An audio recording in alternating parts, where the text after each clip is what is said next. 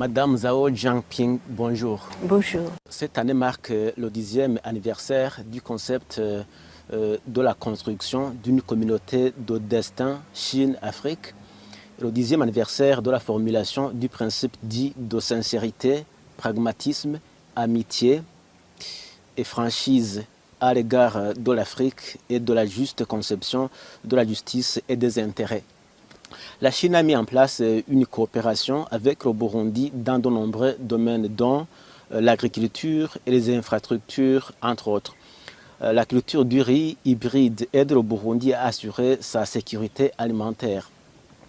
La construction de la centrale hydroélectrique augmente l'approvisionnement en électricité du pays. Selon vous, Madame l'ambassadeur, quels changements ont été apportés grâce à la coopération sino-burundaise?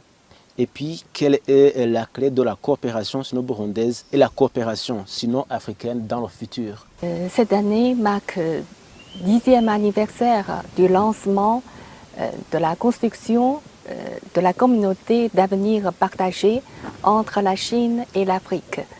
Et aussi, cette année, ça se coïncide avec le 60e anniversaire des relations diplomatiques entre la Chine et le Burundi.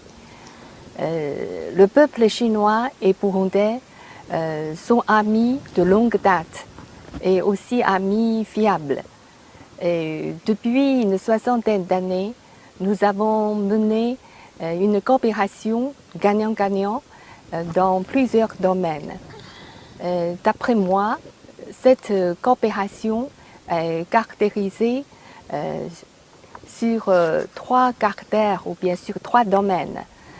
Premièrement, les secteurs de coopération entre nos deux pays, tels que dans le domaine de l'agriculture, d'énergie et d'éducation, ce sont des domaines liés aux stratégies de développement du gouvernement burundais. Par exemple, sur énergie, la centrale Rutibadi a été inaugurée l'année dernière avec une capacité de 15 MW.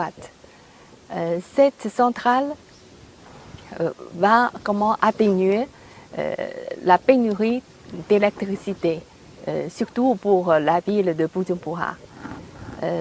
Et deuxièmement, cette coopération est liée directement au bien-être de la population locale. Je voudrais citer l'exemple la coopération agricole. La Chine a construit un centre pilote agricole Jiranga depuis, je crois, la 5e phase de coopération. Les experts chinois ont travaillé sur trois domaines. Premièrement, sur la recherche pour trouver les semences sélectionnées, surtout pour le riz hybride. On a fait réussir dans la recherche sur 13 variétés, dont 7 sont homologuées.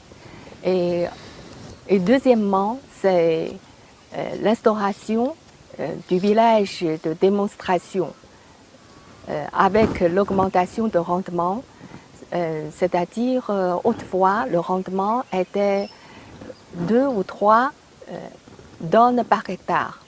Avec la nouvelle technique, on peut atteindre 10 tonnes par hectare.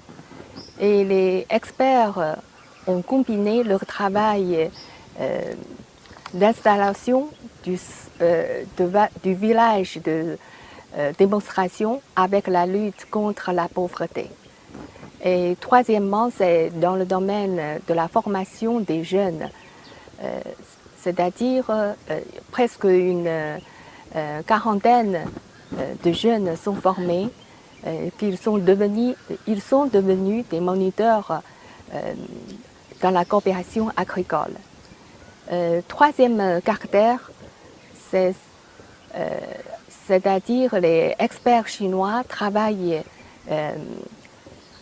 côte à côte avec les amis burundais, surtout dans le domaine de la médecine, puisque les médecins chinois travaillent dans 3 hôpitaux. C'est avec les médecins burundais et aussi sur le centre de formation artisanale. On vient de terminer une formation de 2 ans avec 74 lauréats. Je crois que cette coopération qui date de longtemps reflète l'esprit du concept de la politique du gouvernement chinois envers les pays africains. Et maintenant, le Burundi se trouve dans une nouvelle étape de développement.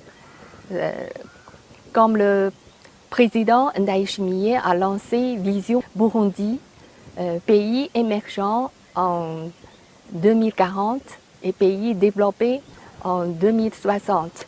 Je crois comme ami de tout temps du Burundi, la Chine espère accompagner nos amis burundais dans la réalisation de cette vision.